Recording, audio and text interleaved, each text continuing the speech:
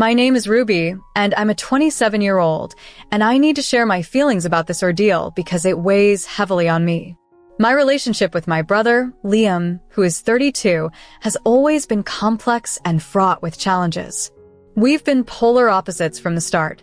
During our school days, I was the quintessential nerd who spent his lunch breaks in the computer lab, while Liam was the rebel, often getting into trouble, like the time he got suspended for setting off fireworks in the school toilets. Our parents always hoped he would mature with age, but that never happened. Liam has a criminal record that's more extensive than any shopping list I've ever made. To give you an idea, he has been arrested multiple times for various misdemeanors, from brawling outside bars to being caught with illegal substances. It seems like our family is perpetually bailing him out of some predicament, receiving those dreaded 4:10 a.m. phone calls to fetch him from the police station. Remarkably, he boasts about these escapades to his friends, as if they are badges of honor. In stark contrast, I live a relatively uneventful life. Liam often mocks me for my cautious approach to life, chiding that I'm missing out and should embrace a bit of mischief. His mantra is that life isn't worth living if you don't stir up some trouble now and then. However, I've chosen a different path. My excitement might come from ordering dessert after dinner or playing video games late into the night with friends, simple pleasures that bring me joy without jeopardizing my career. Professionally, I am a satellite technology. My job is not only interesting but also demands a high level of responsibility, including a government security clearance. This requires my background to be spotlessly clean, something I've maintained meticulously. I've never even had a parking ticket. My entire career, which I've worked incredibly hard to build, relies on my unblemished record. Although Liam and I have taken vastly different routes in life, I don't harbor any resentment towards him. Deep down, I know he's not a bad person. But the constant chaos that accompanies our interactions, like the time he nearly started a brawl over a parking space last Christmas, or the near arrest at my company picnic, makes it difficult to maintain a close relationship. I love him, but for the sake of my own peace and stability, I've had to make some tough decisions regarding our interactions. Living in constant vigilance because of his behavior became too draining, so avoiding him seemed like the only solution. The breaking point occurred during a night out at a local bar. A minor mishap where a stranger accidentally nudged Liam led to an explosive reaction from him. He started yelling at the stranger, demanding respect, and even pushed him against a table. I had to intervene and drag Liam out before the situation escalated to the involvement of the police. Instead of appreciating my help, Liam was annoyed, accusing me of spoiling his evening. That was when I realized I couldn't continue being the caretaker for a 32-year-old man who behaved like a rebellious teenager. My parents haven't been much help either. They've always made excuses for Liam's behavior, from dismissing it as typical boyish antics to justifying it as a passing phase, and now continually giving him just one more chance. They've spent a fortune on bailing him out and covering his legal fees. Liam's inability to maintain a job due to his aggressive behavior or theft issues only added to the problems. Last month, he was fired from his job at McDonald's for threatening a younger supervisor, and of course, I was the one who had to pick him up from the police station. When I decided to distance myself from Liam's constant chaos, my parents were furious. My mother called me arrogant for buying a nice house and having a stable career, while my father accused me of abandoning the family. Every family dinner turned into a guilt trip, pressuring me to do more for Liam. They failed to understand that by distancing myself, I was trying to safeguard my own life and career, which could be jeopardized by any of Liam's reckless actions. I tried to have a candid conversation with my parents, explaining that Liam was spiraling into serious trouble, and it was only a matter of time before he crossed a line from which there could be no return. However, they wouldn't listen and even denied when I pointed out Liam's criminal behaviors. This disagreement has strained our relationship to the point where we only communicate on holidays and birthdays. It's painful not having my parents' support, but I refuse to let their guilt tactics compromise my well-being. Liam still occasionally asks me for money for small things like gas or groceries, and sometimes I give in, perhaps out of a sense of guilt or just to get him off my back. It's become a strange, repetitive cycle. Recently, he showed up unexpectedly at my house, urgently needing $10,000. When I inquired about the reason, he was evasive and changed the topic, which made the whole situation feel dubious. I was hoping he'd mention something positive like needing the funds for educational purposes or a constructive project, but that wasn't the case. If my brother had shown any real effort to turn his life around, I would have gone above and beyond to support him, even facilitating a complete career change if necessary. I've always hoped to see him take control of his life and mature. However, the situation became suspicious when Liam evaded clear answers about why he needed $10,000. With my job requiring a high-security clearance, I couldn't afford to entangle myself in potentially illegal activities. So, I stood firm. No clear explanation, no money. Liam reacted explosively, accusing me of valuing my career over family, suggesting I should jeopardize my future simply because we're related. I tried to convey my genuine concern for him, wanting to prevent further trouble. My refusal seemed to fuel his anger, and he began to accuse me of feeling superior because of my stable job. He resorted to his usual rhetoric about life being unfair and everything being easier for me, a narrative he's clung to since high school. In reality, we both had the same upbringing and educational opportunities. The main difference was my commitment to my studies and ongoing education, including learning new programming languages and taking online courses during weekends. I earned my achievements. They were not handed to me. This reality check only escalated his anger. Fed up with his perpetual victim stance, that everything bad in his life is someone else's fault, I finally voiced that his problem stemmed from his unwillingness to accept personal responsibility. Maybe I shouldn't have been so blunt, but frustration had taken over. Liam looked like he might lash out physically, but instead, he stormed out, slamming the door behind him. I thought he might cool down after a few days, as he usually does, where I should feel completely safe. Liam had always been the type to turn up only when he needed something like cash or a lift. That was the predictable pattern of our interactions. However, this visit was alarmingly different. A couple of days before this incident, I decided to take a brief bike ride to the local store around 8:10 p.m. I needed a few groceries for dinner and a bit of exercise. The ride lasted less than an hour, but upon returning, something felt unsettlingly off. It's that eerie sensation when things appear normal, yet you sense they're not. Then it struck me, the lights in my living room were on. I'm meticulous about such things. I always ensure everything is turned off before I leave. That night, I distinctly remembered switching off the lights. My heart sank as I stood in my doorway, gripped by the realization that someone had been inside my home while I was out. At first, nothing seemed amiss. My television and PlayStation 7 were still in place, and none of my valuables appeared to be missing. I momentarily doubted myself, wondering if I'd left the lights on by mistake. But as I ventured into my bedroom, the truth became undeniable. My desk was in disarray, an unusual sight given my penchant for orderliness. Drawers were left open, papers were shuffled, and items were misplaced. It was clear someone had rummaged through my belongings. Panic set in as the violation of my personal space dawned on me. I reached for my phone to call the police, but then remembered a potentially useful piece of evidence: my car's Sentry mode. Though I had procrastinated on installing security cameras inside the house, my Tesla in the driveway was equipped to record any activity around it. Excitedly, I retrieved the flash drive from my vehicle and reviewed the footage on my computer. The camera had captured everything: a man clumsily attempting to open my car, then moving towards my house.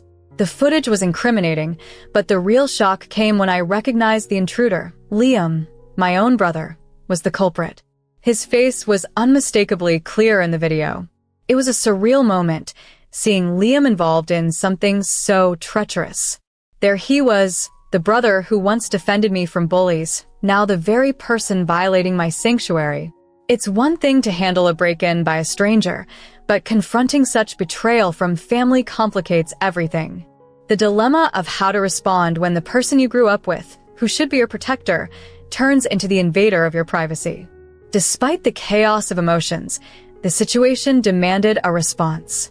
It was a complex mix of disappointment, betrayal, and the need for security in what should be my safest place: home. I was supposed to feel safe, but sitting there for a prolonged time, fixated on that distressing video, left me feeling anything but. I took a deep breath and began assessing the damage by first determining what was missing.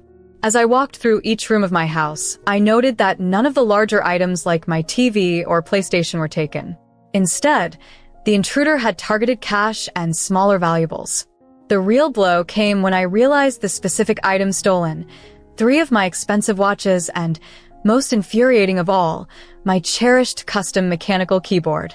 Crafting keyboards is a hobby I take great pride in, meticulously choosing each component from the switches to the keycaps. This particular keyboard wasn't just a tool. It was a piece of art that had cost me over $910 in parts and countless hours to assemble. Discovering my own brother, Liam, was behind this theft made the situation even more bitter.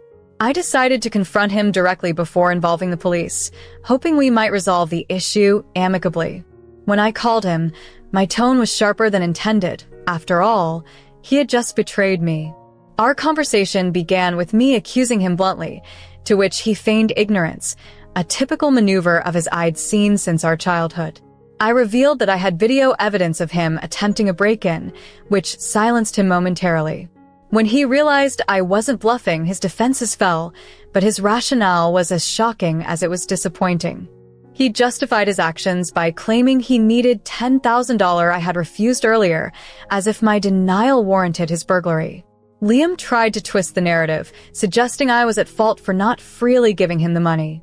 His twisted logic astounded me. He actually attempted to make me feel guilty for being robbed by my own brother. The conversation spiraled into absurdity, with Liam unyielding in his belief that what he did was justified, continually painting himself as the victim. After about 20 minutes of futile arguing, it was clear we were going nowhere. Liam remained adamant, manipulating the facts and shifting blame, unwilling to acknowledge the wrongdoing of breaking into my home, regardless of his reasons. I had reached my limit and clearly told him to return my belongings by the next morning, or I would involve the police. Unbelievably, he laughed off my warning, claiming I wouldn't dare call the authorities over a few items because we are family. When I insisted on my deadline, he just scoffed and hung up. That conversation just underscored his utter disregard for my boundaries and respect for me. Now, here I am at 2:10 a.m., feeling unsafe and unsure in my own home. My own brother had the audacity to break into my house, steal my things, and then tried to shift the blame onto me. The thought of him possibly returning at any time kept me awake. However, calling the police seemed like it would rip our already strained family apart. Liam has previous offenses. Police involvement would likely result in severe consequences for him. Plus, my parents would likely blame me, siding with him as they usually do. After a lot of thought, I made a painful but necessary decision. Despite my efforts to resolve this without legal action, my family's response left me no choice. That night, after everything unfolded, I reached out to my parents. Hopeful for their support this time, I was instead met with their typical defense of Liam. My father preached about family loyalty, blaming me for not simply giving Liam the $10,000 he demanded, rationalizing the break-in as an act of desperation. My mother downplayed the whole incident, suggesting that since Liam only took a few items, I should overlook it. She even absurdly proposed that I pay Liam $10,000 to get my own stolen belongings back. The conversation with my parents only highlighted their unwillingness to acknowledge the seriousness of Liam's actions. They had already cast me as the villain for not meeting Liam's demands, seemingly preferring family peace over addressing the actual theft by my brother. Their lack of understanding and support left me feeling isolated and betrayed. As the conversation dragged on, it became painfully clear that they were not going to be of any help in this distressing situation. I reached my breaking point after my house was burglarized. Frustrated by the lack of support and the ongoing excuses, I confronted my family. I made it clear that if they didn't persuade Liam to return my belongings by the next morning, I would involve the police. I was done with threats and endless discussions. It was simple: return my things or face the consequences. This ultimatum caused an uproar. My father accused me of being heartless and claimed I was about to ruin Liam's life over a few material items, as if I were the criminal instead of Liam. I responded that Liam was already ruining his own life with his decisions, and I refused to be dragged down with him. Unable to endure their guilt trips any longer, I ended the call. The next morning, nothing had changed, no apology, no returned items. Giving Liam one last chance, I called him, but he only laughed and taunted me, convinced I wouldn't call the police. At that moment, I realized he saw me as the same old pushover who used to clean up his messes. It was then I knew what I had to do. Liam, at 32, was still behaving irresponsibly, expecting no repercussions. I couldn't let this continue. By not acting, I would only keep enabling him. So I called the police.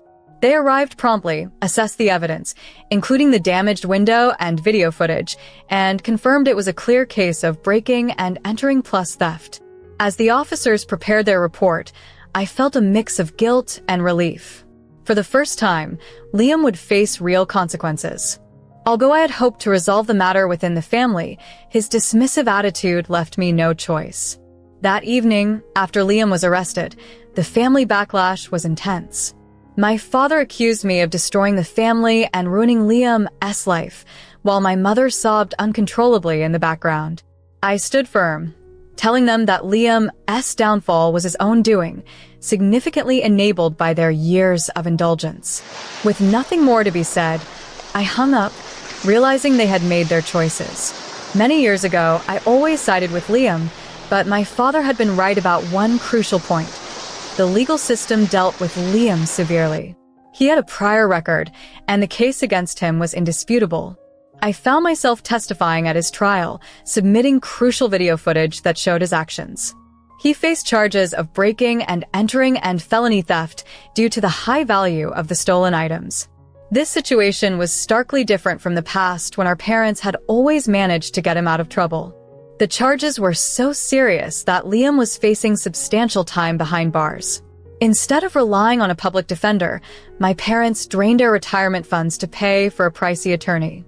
I tried to convince them it was futile given the overwhelming evidence, but they wouldn't hear it, much like they hadn't listened for the last 32 years. The trial itself was excruciating. Every day, my parents portrayed me as the villain, claiming I was ruining Liam's life. After enduring weeks of their accusations, I reached my breaking point. I confronted them, accusing them of ruining Liam by never holding him accountable and failing me by always making me clean up their messes. My mother burst into tears when I suggested they were to blame for Liam's imprisonment. It was harsh, but truthful. They had one final opportunity to guide Liam correctly.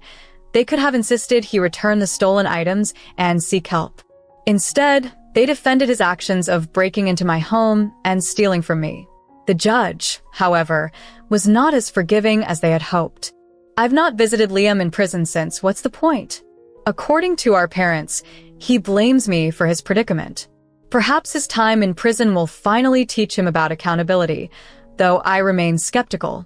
Now, with him incarcerated, at least I no longer have to fear him appearing at my doorstep. My parents have since severed ties with me, and frankly, it's a relief. It's painful to accept how our relationship has ended, but I'm done feeling guilty. I've spent years trying to support Liam while protecting myself, only to be robbed and blamed. Sometimes, you must let go of toxic family members and let them face the repercussions of their choices, no matter how much it hurts. I am not obligated to fix my brother's life, nor am I responsible for my parents' failures.